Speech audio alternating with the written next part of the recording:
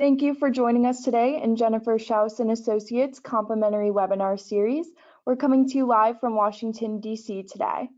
This year on Fridays, we're covering procurement playbooks. We'll take a deep dive into doing business with federal agencies and departments with our panelists.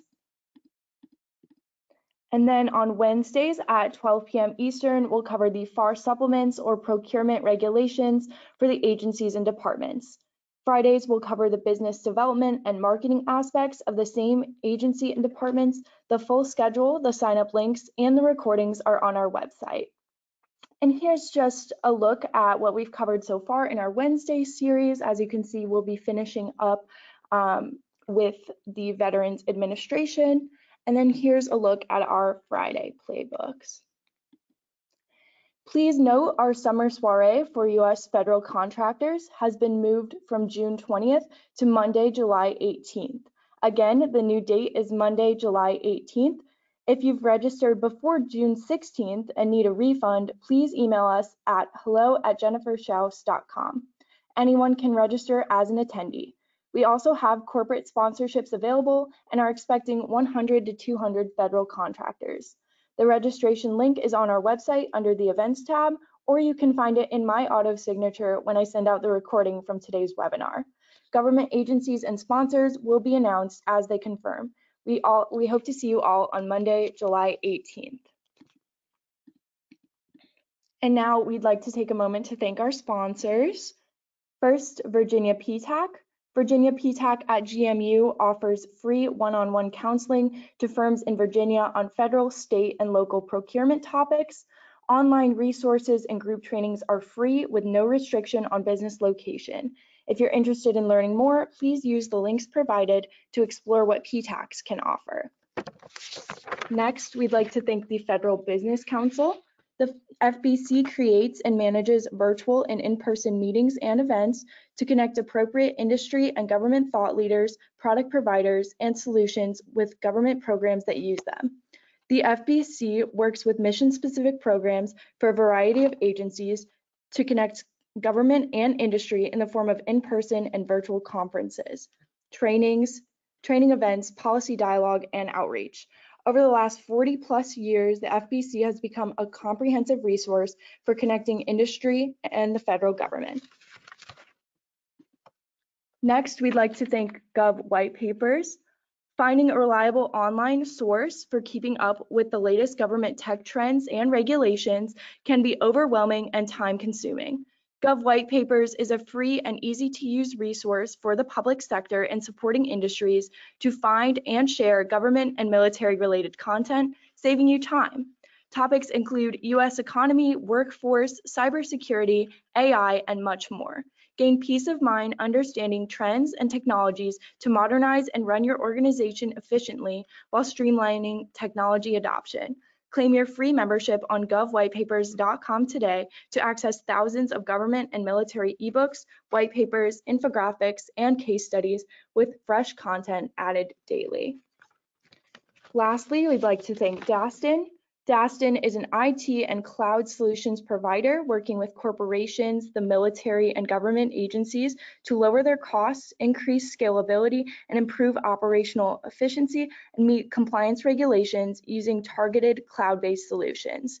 Dastin is a certified partner of Oracle NetSuite, a premier tier Google Cloud partner, and a certified partner of Cisco, Virtue, AO Docs, and Authenticate. For more information about Dastin services or to schedule a complimentary consultation, email Joe Alston or visit the Dastin website. Okay, and today we will be covering doing business with the General Services Administration. So let's meet our panelists. First, for our government perspective, we'd like to thank Ms. Judith Stackhouse from GSA for joining us today. It's great to have you with us, Judith. Hello, everyone. Thank you for having me. Thank you.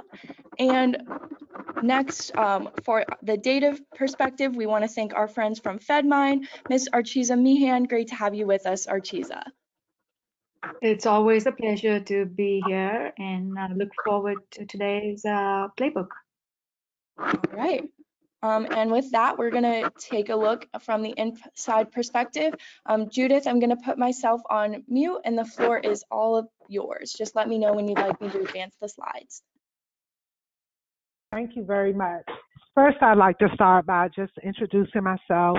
My name is Judith Stackhouse Jordan. I'm a small business supervisory specialist here at GSA. I manage 4 GSA regions: GSA Region 1, Region 2, Region 3, and the National Capital Region. And those regions actually cover from Northeast down to Northern Virginia, as well as Philadelphia, South in Virginia, and various states within those regions. I'm really excited to be here today to just talk to you about our office and our mission, and to outline some resources that'll be helpful. I know later you'll hear a lot about data and get information that will hopefully position you to be more effective as you navigate not only to do business with GSA, but across the federal landscape. Just a little bit about our office. The OSDBU here at GSA advocates for small disadvantaged business, veteran hub zone, and woman-owned businesses.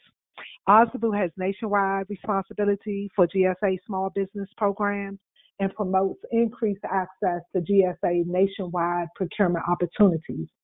And just as a note, I mentioned that I do cover 4 regions, and there are actually 11 GSA regions. In each GSA region, there is at least one small business specialist assigned to that region that is available to support small businesses interested in working with GSA, as well as prime contractors.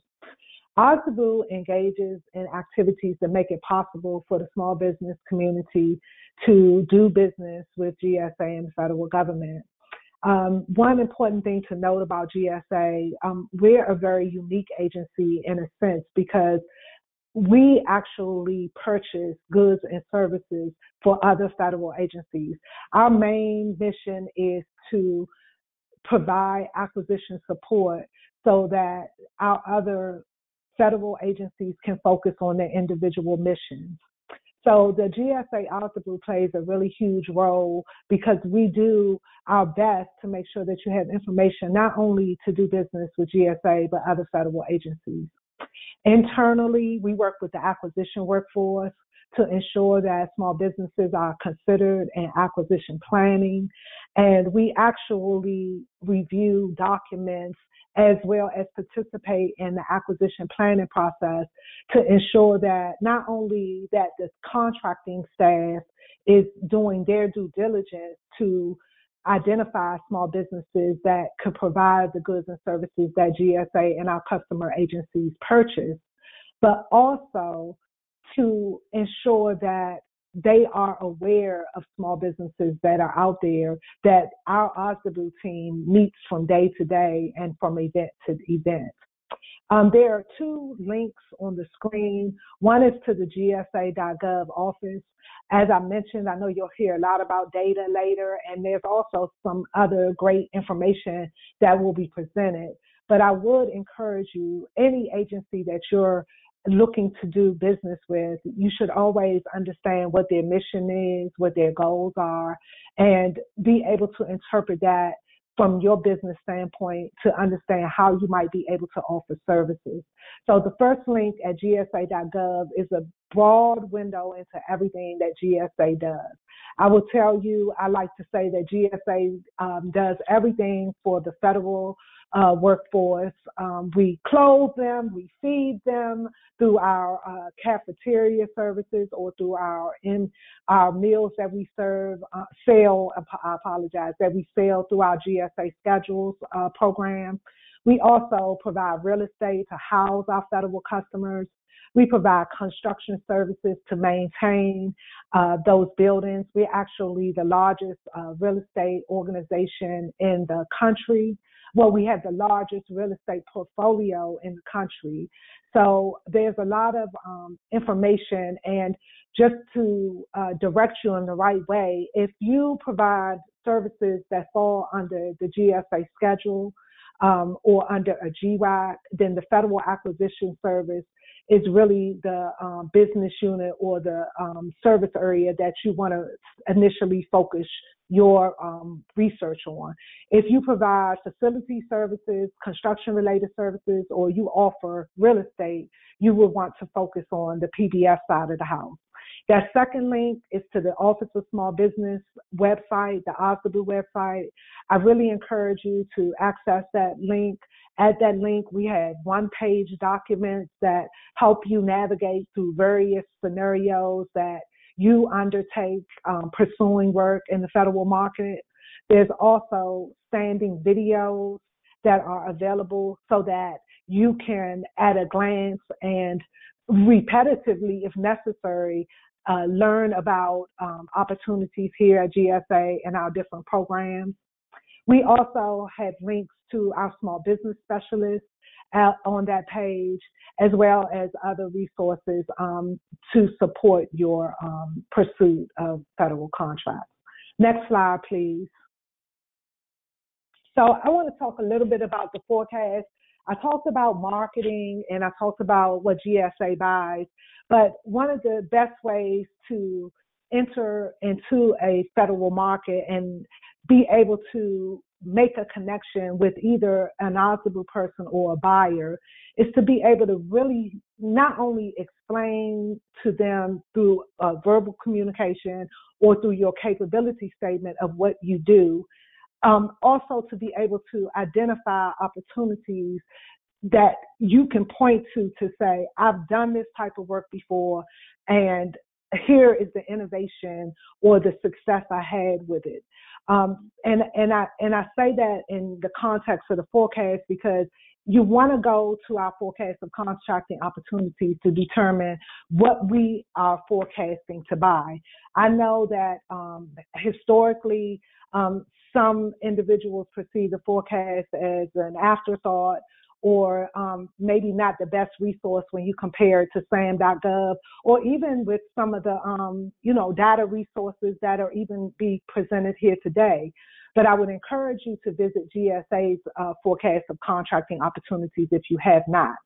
One great thing about our forecast is that it is updated continuously by our acquisition workforce.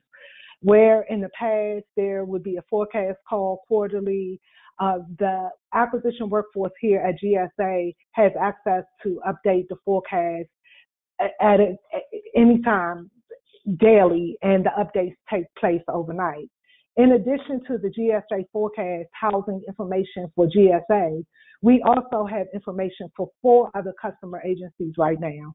We have information, the Department of Interior, Department of Labor, the Small Business Administration, and the Office of Personnel Management all post their forecast in the GSA forecast of contracting opportunities. You can access the forecast at fps.gov. You can also access it at the link on the screen. And if you're not familiar with the forecast, I encourage you to use the link on the screen because it will give you some information before you click into the system, because the acquisition forecast is actually housed on the Federal Acquisition Gateway. So definitely access that link, and definitely know that our forecast is set up so that you can search it by agency, by place of performance, by NAICS code. You can search by business type. And again, I will reiterate, there's 5 agencies' information at one site. So you can navigate that by NAICS code to determine what opportunities you might want to pursue, and more importantly, what connections you might want to make. Because at that forecast link, at those forecast data links, you will find a point of contact for that particular contract that you can reach out to. Now, let me give you a tip when you're reaching out to a contracting officer to inquire about a specific opportunity. Sometimes when they're in the forecasting stage, contracting officers may not be able to give you as much information, and they may not be able to tell you exactly when it'll be issued through SAM.gov or eBuy. But what you want to do is be very specific about when you contact a contracting officer about what your intent is. You want to identify that you understand that they'll be buying for a particular contract.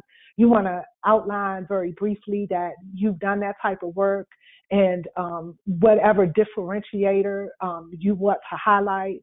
And then you want to ask them, what stage are they at in the procurement process? And how can you stay plugged in as the procurement moves along to be included once the procurement is either issued, either a source of thought is issued for the procurement or a solicitation. And then I'll pause a little bit just right there to talk about a source of thought for a minute, because that's very important here at our agencies. I know in other agencies, and I hear in the small business community that sometimes they don't. How can I put this? That they may not get access to information as quickly as they need to. So in those instances, just make sure that you are very clear with the contracting officer. And I lost my train of thought. I sincerely apologize. What I was going to speak on was source of thought. So with source of thought here at GSA, it really is not just a exercise. Our small business specialists that I mentioned, we encourage our buyers to issue source of thought, especially when we don't have a very clear lens of the market. So when you go and you fill out your SAM registration and your DSBS registration, make sure that those are complete, because that is usually where market research starts for a lot of procurements. And because often small businesses have multiple NAICS codes that they work under, or multiple competencies that they highlight in their records in SAM.gov and DSBS, it sometimes becomes a little cloudy as to who can actually, or what the market status is. For instance, if you're in a field that requires bonding, make sure that things that represent your company outlines that you have access to bonding, so that those sources of thought are not as needed. But the reason why we do those is because sometimes we just don't have a clear lens of the market. And when we do a source of thought, we're really looking to see where we might have an opportunity to set aside, not just with small business, but with one of the socioeconomic categories. And in addition to posting a source of thought, the contracting officer must submit a copy of the source of thought as well as a summary with the market research package, depending on the complexity of the procurement, so that we can ensure that the decision or the determination we make as an organization is supported and justified. So just to kind of reiterate, I talked about the forecast, how we have different agencies posted there. I talked about the importance of responding to source of thought.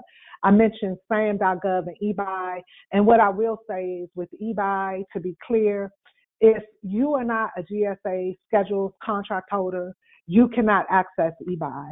eBuy is the repository or the system that we use to disseminate sources, requests for information or / source of thought, as well as solicitation to GSA scheduled contractors, holders. Multiple award scheduled contract holders are the only firms that can access eBuy. If you're not a GSA scheduled contract holder, you would locate opportunities in SAM.gov. Now, I will say that you can also go to the e-library if you're a business that's looking for subcontracting opportunities and you want to identify firms on the GSA schedule. You can go there to locate information on those firms as well. Next slide, thank you. So the Gsa Scorecard, I won't say a lot here except that each agency is measured based on their small business performance. This has been a practice that the Small Business Administration has undertaken for many years now, where they have identified various criteria that has been proven to ensure that Gsa offices are successfully supporting small businesses. In addition to monitoring goals, which I'm really proud to say that GSA has received the A or A plus for at least the last 5 years or more. So, and we're striving to achieve that, to exceed our goals this year. One thing that is different this year is the charge, which is very important for our agency to ensure diversity and inclusion in our acquisitions and our operations. And that means that we have undertaken a increased small disadvantaged business goal. The federal-wide goal historically was 5%. GSA always exceeded that 5% goal. To meet the mandate from the president to increase opportunities to underutilized firms, because we achieved 20%, our goal this year is 21%. So if you're a small disadvantaged business or an 8A firm, we certainly want to hear from you. We want you to compete for contracts. It is a very aggressive goal, but it is one that we are quite sure that we will make with our partners. Another thing about the scorecard, it doesn't just measure goals, it measures efforts. Me being here today to share information with you all as small businesses is a qualitative effort to train and educate small businesses, partnering with Jennifer and her firm and the Small Business Administration, the PTAC. Later in the presentations, I'll go over a list of outreach events that'll be coming up. But I encourage you to visit the scorecard link, not just for GSA, but for all federal agencies, because this is where agencies can use your help. If you see an area where an agency might be underperforming or where they're looking for firms in more areas, do your homework on that firm to see if your company is a good fit, because at the end of the day, I go back to what I said about the forecast. You want to be able to point to opportunities that are either solicited or have been awarded and definitively say, I can do that. Because the way that the federal government structures the solicitation, quite honestly, is the way they need the product or service to be presented. So just be sure that you're, educating yourself about the agency and their needs. I also encourage you to visit, I know I saw in the later slides, they'll link you to the GSA budget, but I also encourage you to visit the strategic plan for the agency. One thing that'll be very, in addition to our efforts regarding diversity and inclusion, we will be awarding many contracts as a result of the land port of entries contracts that were funded through the president's Build Better America. Sorry, I'm getting tongue-tied. Build Back America funding. We will be awarding many contracts related to land port of entry, renovations.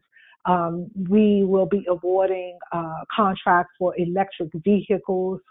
Another thing that I would encourage you to do is to make sure that, again, that you understand not only what GSA's mission is, but understand how the other federal agencies you're working with are buying, because they could very well be using GSA to purchase goods and services for them. And in those instances, you would need information on their agency as well. So next slide, please. So on the screen, there's a list of events that GSA is hosting nationwide. You'll notice that there's a region noted beside many of the events. Though, although those trainings are targeting those particular regions, they are open to any small businesses that are interested in participating in training. The first event listed on the screen would be for firms that are generally located in Region 5 or able to work in Region 5. Again, we do training on small business GSA schedules. We do training on e-tools, doing business with PBS. We do subcontracting training. And the very important training that I want to highlight right at the bottom is our Small Business Works training that we'll be hosting. And the title of that is Navigating Equity in the Procurement. The first day, July 26th, is for the small businesses. It's going to be an entire day of training and workshops geared towards the various levels of small business experience. So there'll be information for the novice firms that are just starting to pursue work with GSA, and there'll be information for the firms that are actively supporting us right now, but looking to increase their market share. The link for that to register, this is a free virtual event, will be active in the next week or so. So I would encourage you to keep checking back and don't miss that first day. It's going to be a great day of events, full day of training that you can take right from where you're at. We're also going to be hosting matchmaking with over 40 primes, I believe. And so definitely something you don't want to miss. The second day, let me tell you why that's important. That is the day that we're going to conduct training for the acquisition workforce across the federal government, geared towards small business. That's the day that they'll have training to be educated as well, to learn about how they can better award contracts to small businesses and conduct market research, and just in general, how they can better work with you as small businesses and be more creative in how they utilize set-asides.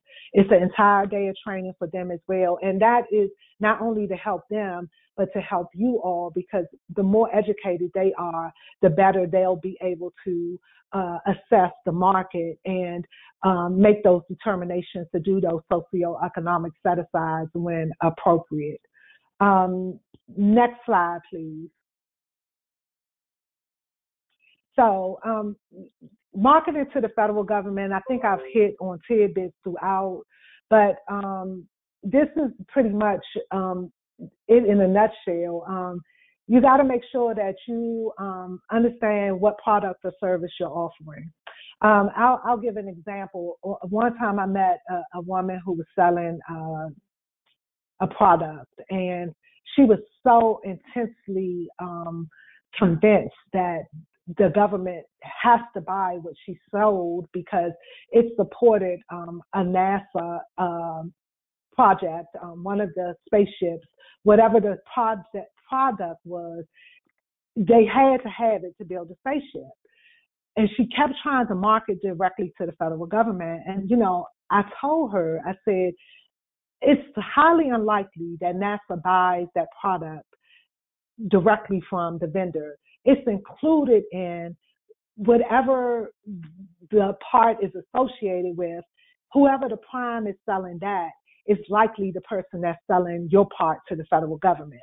So I say that to say, make sure you know how we buy what you sell. Do we buy it directly, or do we buy it through a prime contractor?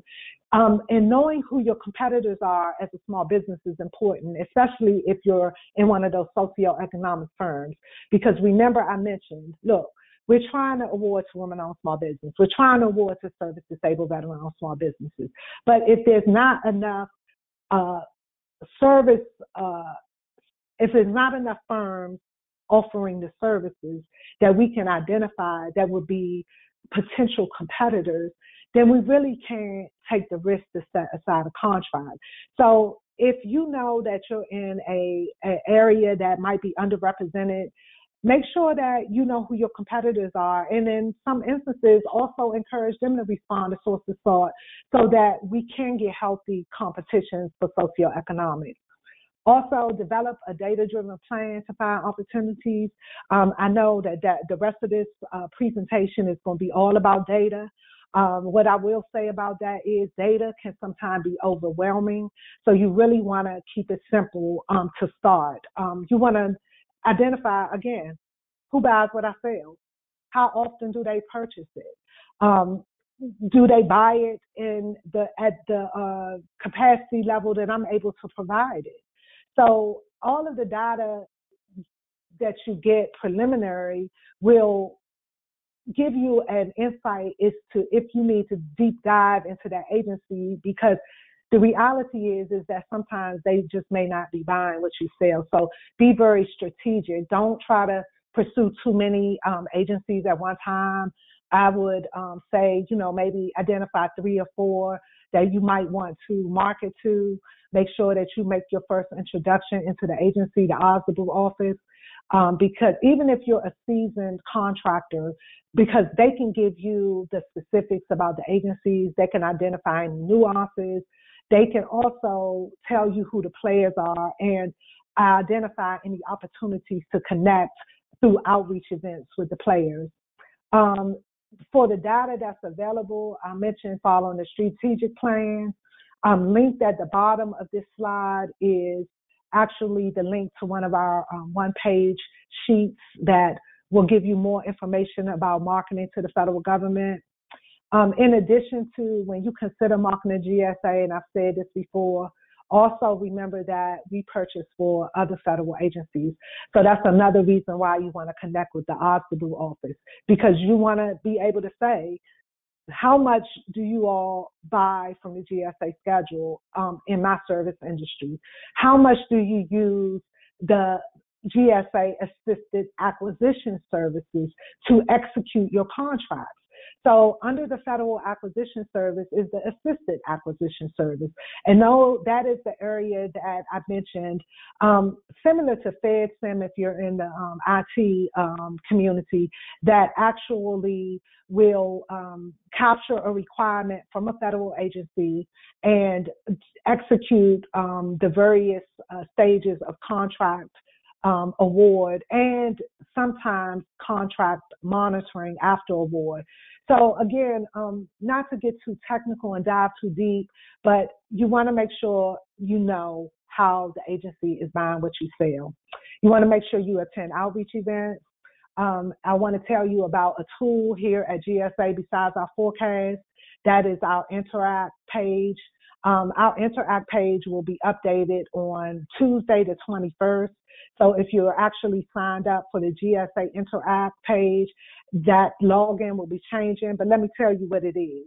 So that is where you can go and exchange information similar to a blog site. It has communities for the various hot topics that GSA addresses. Gsa Gov has a page in Interact. If you're familiar with any of the main contracts on the street right now, like Polaris, they have a page on Interact. So again, just to kind of, summarize, you want to use all your resources. You want to understand what the agency buys. You want to be strategic in how you market. You want to introduce yourself to the Gsa Gov. And, most importantly, you really want to pace yourself, because the pursuit of federal contracts can be very tedious. And if I had 2 hours, I still could not give you enough information where you would leave, where you would feel like you were in the best place to get started. So I say that to say, just start from where you feel most comfortable, and then make sure that you understand who your partners is. It takes a village. It's GSA, it's SBA, it's the PTAX, it's the Chambers of Commerce. Use all of your resources, use all of your training to make your pursuit of federal work the easiest that it can be. And I think that is the end of my presentation. If not, next slide. Yeah, thank you so much, Judith, for that government perspective. So now we're going to move on to Archiza's presentation on business opportunities and contracting trends. So Archiza, the floor is yours. Perfect. Thank you. Thanks, everyone. Thanks, Judith, for your presentation. And now I'm going to go straight into mine. I wonder what happened here. Anyway, so my name's Archisha Mihan, for those of you who don't know me, and I come from I'm the Senior Federal Product Manager at GovSpan, but I specifically focus on FedMine. FedMine was founded way back in 2004, and we're one of the first market intelligence platforms to actually integrate all the various data sets that are out there. We truly are focused on building, bringing accurate information, transparency, and accountability to the world of federal government contracting. Last summer, we were acquired by GovSpan, who is the largest provider of data and purchase orders on the state, local, and education market. So today, both our companies provide the best of federal and state and local. Next slide. This is just a quick look at our, data sets. We're pulling in FPDS NG and SAM.gov and the FADS database. So many data sets that are being integrated into one platform. Next slide. And today we work with small and large government contractors. We also work with many federal agencies who actually use FedMine for market research and goal links. So it's super nice to be working with both. And good. So typically, as you all know, and if you've been on any of these playbook series, I'm always going to tell you that we really need to understand our agency. We really need to understand, what is their vision, what is their strategic plan, because all of that ties into how that agency has purchased and is going to purchase. So interestingly, the GSA was actually formed way back in 1949 by President Harry Truman to streamline the administrative work of the federal government. Their original mission was actually to dispose of war surplus goods, manage and store government records, handle emergency preparedness, and stockpile strategic supplies for wartime. They also regulated the sale of various office supplies to federal agencies and managed some unusual operations. This is on their website, which I found super interesting. So their mission today is to deliver the best customer experience and value in real estate acquisition and technology to the government and American people. Their vision is to help in effective and efficient government for the American people. And their value today is service, accountability, and innovation. Thank you. So when you start thinking about it, the Public Building Service, the Federal Acquisition Service, and staff offices today provide workplace to more than 1 million federal civilian workers. And it actually oversees the preservation of more than 480 historic buildings and helps to facilitate the federal government's purchase of high quality, low cost goods and services from commercial vendors. So there's a lot of work that the GSA does, and it sort of ties into their strategic goals, which really include their real estate solutions, their acquisition, which is really focused on modern, accessible, and streamlined acquisition ecosystem and a robust marketplace connecting the buyers to the suppliers and businesses that meet their mission goals, needs, a digital government, and also their basic government operations. So these are truly the GSA strategic goals. And as we go through their spends and understand their trends, it sort of all starts falling into place. So one of the things, and I think Judith did mention it, you know, whenever we're looking at spend, we sort of look at spend by contracting office and funding office. So all of GSA's mass contracts and OASIS and all go through GSA's contracting office. So when we are looking at how much is GSA as an agency spending, because that is maybe one of our target agencies, we want to start looking at numbers by funding office to the extent possible. So you could see as an example that when I'm looking at the contracting office, it's close to $8 billion, $18 billion in FY21. But when I'm looking at just the funding office, I'm looking at about $6 billion. So the difference really will be the contracts that are being contracted by GSA, but funded by all the other various agencies that use GSA's schedules and award contracts through the MAS and GSA schedules. So next slide. So I again did the same contracting office and funding office, but this time I broke it down by all the various bureaus to again give you a much better idea of how the spend gets contracted down to the various bureaus. And this is the type of information or the level of detail you want to get into as we start looking at, which agency do we want to focus on, which bureau we want to focus on, things of that nature. So next slide. And this is by funding office. So if we are focusing on the VA, on the GSA as an agency we want to target, then we want to start looking at how are they spending by the funding office and focusing on understanding, who are the companies that are getting the contracts that are being funded by the CIO's office or the technology transformation service. Those are things that we then can get into. So next slide. So the next few slides are going to be based on the trends that are on the funding office. I do want to clarify that, this is going on the assumption that we've done our basic research. We have used our keywords and tried to understand the agencies that are buying what we are selling, or the solutions that we are selling.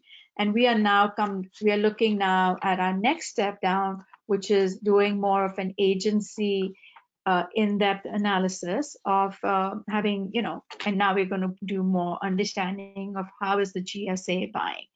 So I was surprised, I should not be, but I was, to find out that in the last fiscal year, the Ford Motor Company and General Motors are in the top 10 prime contractors, along with W.W. Grainger and a few other companies. But I truly was surprised to see a couple of car manufacturers on this list.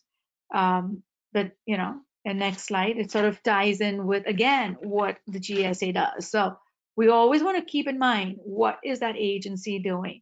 And once you sort of have that at the top of your mind, the numbers and all then really start making a lot more sense and become a lot more cohesive. And again, I'm going to echo what Judith said.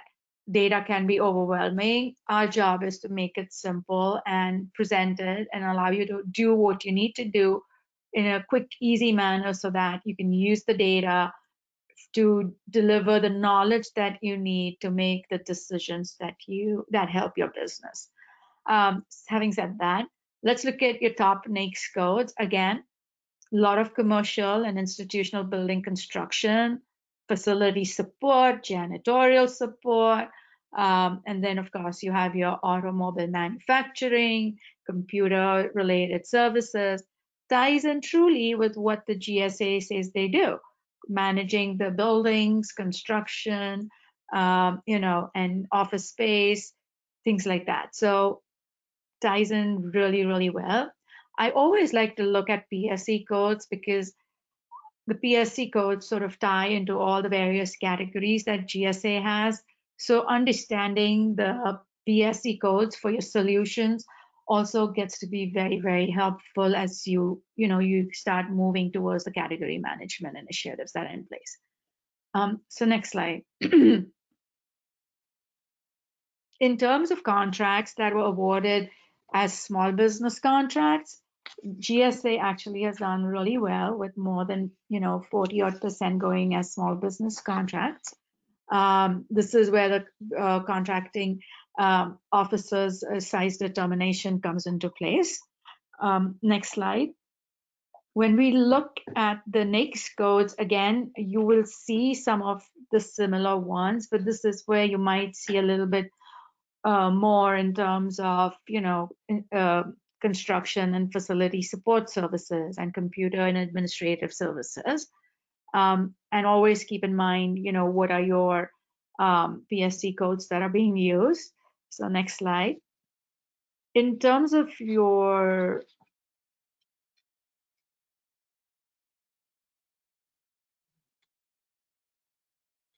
can we go to the next slide, please? Cool, thank you. In terms of the top small businesses at GSA, we again have a couple of vehicle-related companies, but you also see construction companies, management services, as also a couple of IT-related companies. So again, a nice mix of companies that are the top companies at GSA. Again, you all know that I'm always going to be looking at what is the effect of the pandemic on an agency's spend.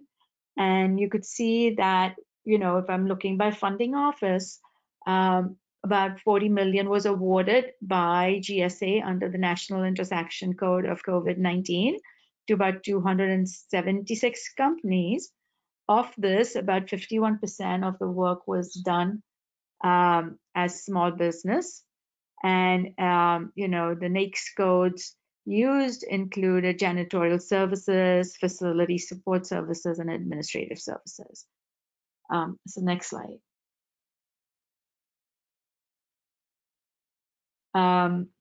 Looking at grants, because you always want to keep your grants, understand, what is being done even through grants. And it's typically been at about $12, $13 billion. So, as you know, we'll see a lot more grants spending when it sort of ties in more with the mission of an agency. So next slide. So let's look at the categories. I am always one of those people who say, let's pay attention to how, the categories and how that ties into category management. This is looking at contracts based on contracting office. So it's going to pull into account all the various GSA schedules that are being contracted by GSA, but funded by, another agency. And again, no surprises with professional services, IT, and facilities being your top categories. But what you want to pay attention and focus in on is how are the contracts being awarded as small versus other than small within your categories, within the agencies or the bureaus that you are looking at. So next slide. This sort of also again ties into, the categories will tie into how are the contracts being awarded by contracting office on the various GVACs. And this is again just a quick look, no surprises, all GSA vehicles, managed vehicles. So you're absolutely going to see them up there. But I wanted to make sure I showed you that. So next slide. So let's look at subcontract. How are the subcontracts being awarded? Now, keep in mind that the subcontracts really depend on how is an agency, it really depend on how good the prime is in reporting the subcontractors within FSRS, which flows into USA spending. Now in FY21, I have about $1.2 billion that were reported as subcontract awards to about 216 companies by about 51 primes. Quick look at the various NAICS codes that are being used for these prime contracts sort of tells you if you are a company where which NAICS are being used for these subcontract awards. The other thing that I'm always going to tell you clients is that when a prime contract is reported, there is a little box that the contracting officer does complete, which says if a subcontract plan is required or not. Now, I always recommend if you are a small business wanting to grow to subcontracting, do searches with your keywords and the agency you want to focus on, with and sort of use see if those contracts have any subcontract plan requirements, because now you sort of know that those companies definitely are looking for good subcontractors who can provide the services that are needed to meet the mission of an agency. So next slide. So this is going to give you a quick look at who are your top 10 primes that have awarded those contracts, and also gives you a quick look at the existing subcontractors that are winning those contracts. Next slide. So opportunities, this is one of the most interesting parts of our business, or any small business, right? We constantly want to grow, we want to fill up pipelines, and we want to make sure that we're going after the right opportunities. Opportunities truly can be based on new opportunities that are based on new initiatives.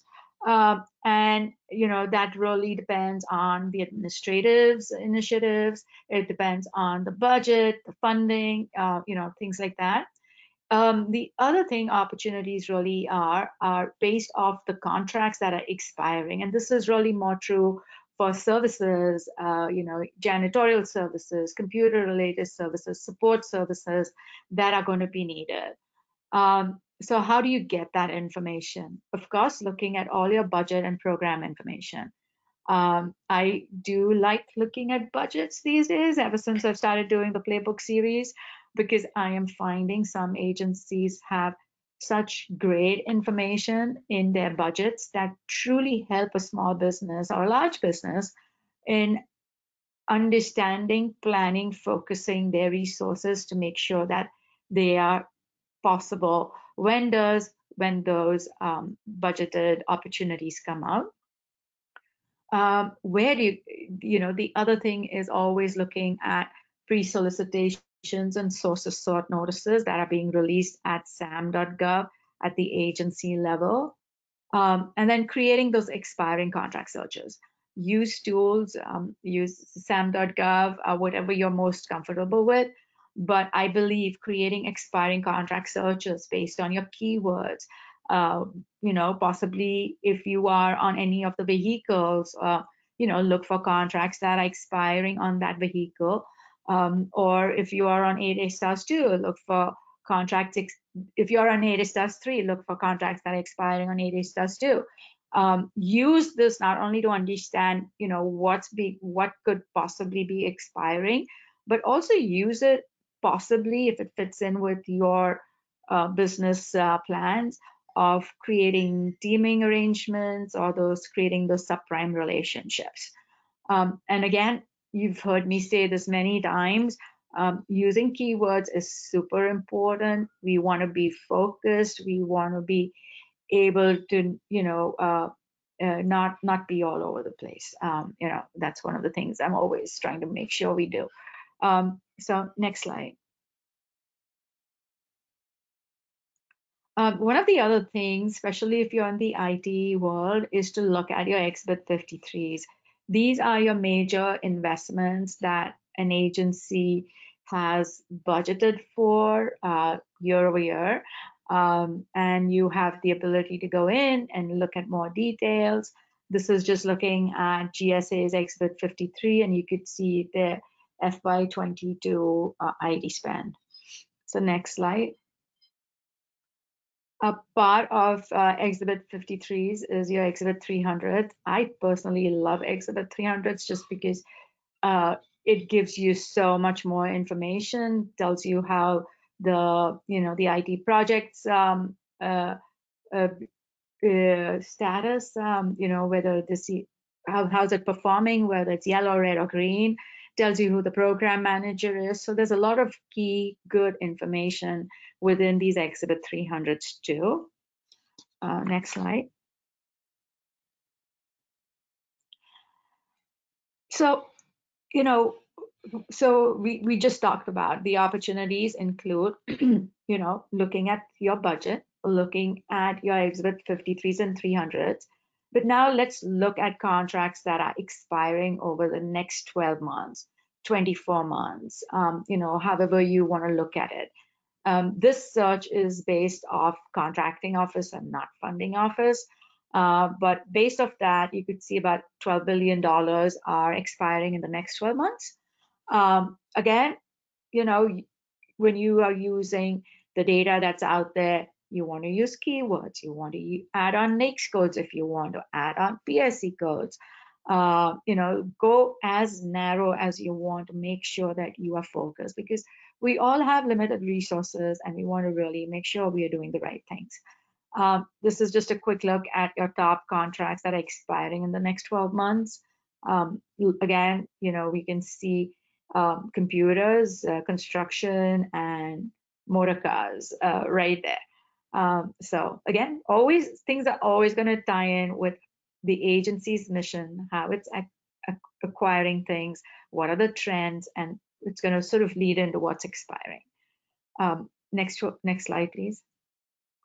In terms of your top industry codes, the 5413, computer, construction, automobile, again, are in your NAICS codes that are expiring. And then when you start looking at the place of performance, the DC Metro, Michigan, Florida, Alabama, all are your top 10 states based on place of performance. Next slide. We can do a similar search for our small businesses. And again, this is just a quick look at your top 10 small businesses that have top 10 contracts that are expiring that were awarded as small businesses. Next slide. And now you want to keep in mind when you see construction, it's not important necessary that all the construction contracts will come up for renewal. There could be a small component, a service component, or cleaning component that might get recompeted. So in terms of looking at the expiring contracts and looking at the place of performance, similar to what we saw for all the other businesses. But I do want to put in your focus, I want to draw your attention to the way the set-asides were being used.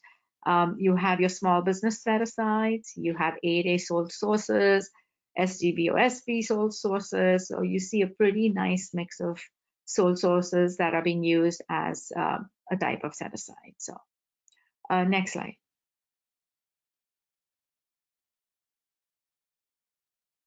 So one thing we do want to do is make sure that we are tracking our pre-solicitations and source sort notices. This is how the agency is doing their market research.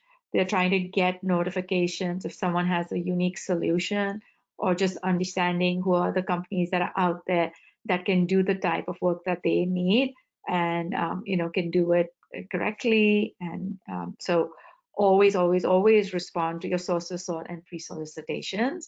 This is just a quick look at your top pre-solicitations and source sort that are coming up.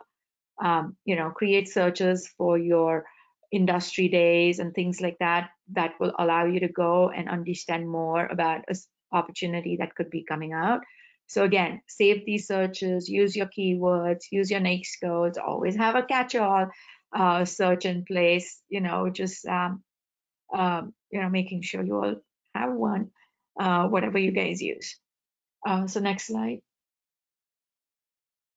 And then, let's talk a little bit about the budget, right? Yes, we want to know we know the mission, we know the strategic objectives.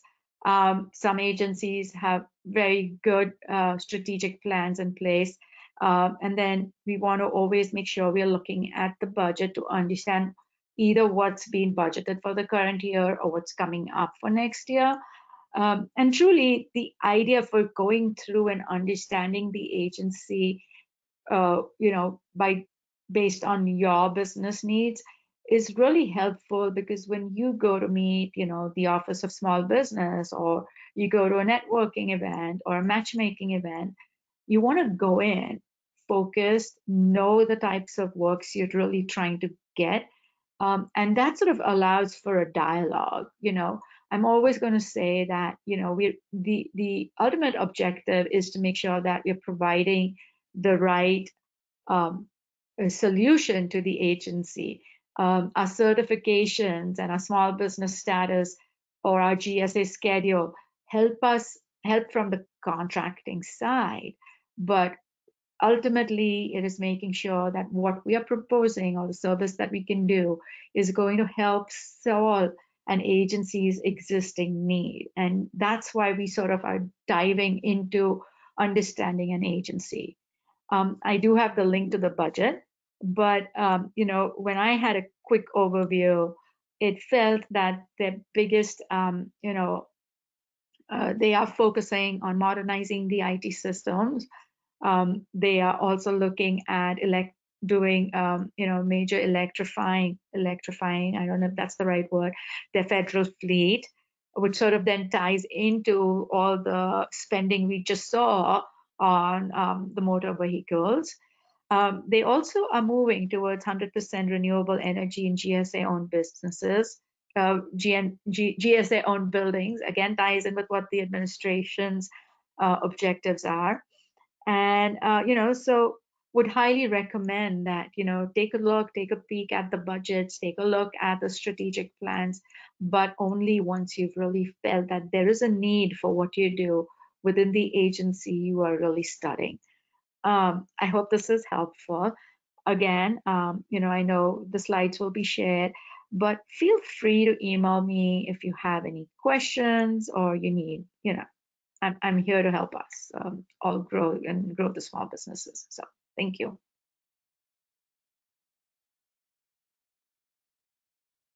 All right, thank you to our panelists, to our sponsors, and to everyone who attended our presentation today. The recordings and slides should be available on our YouTube and our website within the next 24 hours, usually even sooner. And join us next week as we dig into the Department of Health and Human Services. The FAR supplement will be on Wednesday and the Playbook on Friday. So thank you so much, everyone, for attending, and have a great weekend. Thank you.